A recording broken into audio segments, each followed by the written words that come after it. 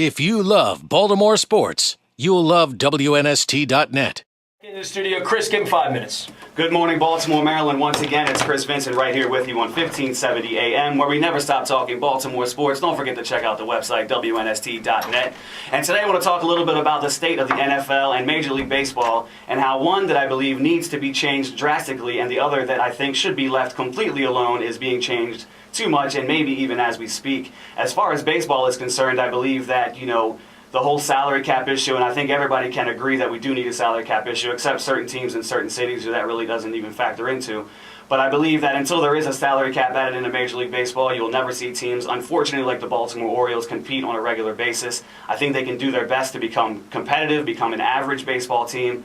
But, if there's a big free agent out there that the Orioles really want to sign, there's no way they're going to be able to get him. Even if, Mark Teixeira, Peter Angelos could have offered Teixeira $100 million a year. The Yankees want him that badly, they're offering him 110. It's just, and I think at the same time there should be a salary floor put in as well with, a team like the Orioles that wants to come in and spend a little bit of money but not too much.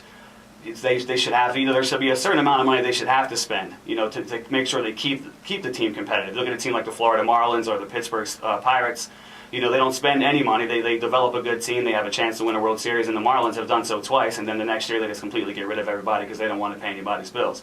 But that being said, unless they put a salary cap in for the major leagues, there's no way that it's always going to be Yankees, Red Sox, Angels, Phillies, Dodgers. It's just never going to change. And people say all the time, oh well, the Tampa Bay Rays did it. Yeah, they did it, but name other teams that have done it. There's nothing that they're the one team that has been able to come through and be competitive by building through their own system. And now they're even going to have problems after this year, where they're going to be able to hold on to Carlos Pena or a guy like B.J. Upton. They don't know if they can afford him.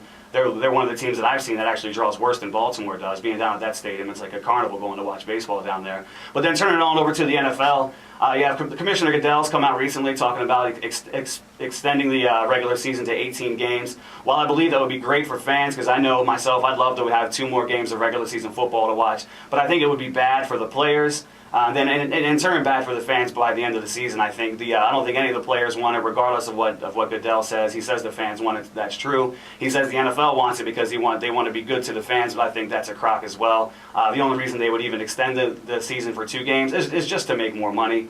And while you're making more money at the beginning of the season, I think there would be a chance to lose more money towards the end of the season as players have been getting injured. Young players that come in, they're not used to playing 16 games, let alone 18. they may run into a bit of a wall and kind of fall off by the end of the year. So, I think by making the season 18 games, it could prove to be detrimental to the league. That's wildly popular right now. There's no question that it's taken over as America's pastime. So you're extending it to 18 games. You get to this week 16, week 17. There's teams that aren't playing their starters for the whole game. It's like the preseason just at the end of the season. And that would be equally as unentertaining and boring, in my opinion, if you had 3 or 4 games towards the end of the season where teams like the Colts and even the Ravens this year, who have a great shot at going very deep into the playoffs, they don't play their best players. Season ticket holders buy tickets to go into an entire season of games. There's two games at the end of the year where you don't see your favorite guys playing. I just think that's ridiculous. And as well with Goodell saying that he wanted to move a Super Bowl to London. Why? There's a reason on the NFL Network why they call the Super Bowl America's game, and all those great highlights they show of that. You would move it to London and play a game that's already difficult enough for regular fans to get tickets to. Now you would make it almost impossible for a regular fan to get tickets to. I mean, you'd have to spend your half your life savings to get a Super Bowl ticket as it is, and then when the games move to London, the amount of money you would have to pay to go there would be astronomical. So while it's already pretty much reserved for the wealthy and for corporations, and then a spattering of regular Joes in there, I believe that once you move a game overseas, that would be impossible. And don't tell me that people in London even really care all that much about football. I don't think you and your buddies ever get together and head out to the sports bar and request a guy change the big screen to the MLS. There's a reason why the NFL is huge here. It's our game. There's a reason why soccer's huge over there. It's their game. Maybe one day they'll be bigger in either place, but I don't think now's the right time. And moving the Super Bowl to another country is just ridiculous to me. As would be the expansion of the season to an 18-game regular season. I just don't think it's necessary.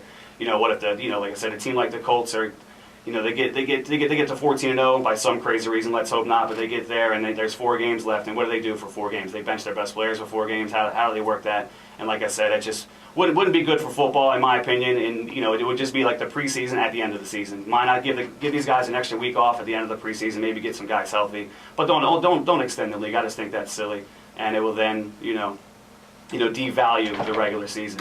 I believe that's all I got for today. I want to thanks for the opportunity to be right here on 1570 AM. Once again, my name is Chris Vinson. Have a great morning.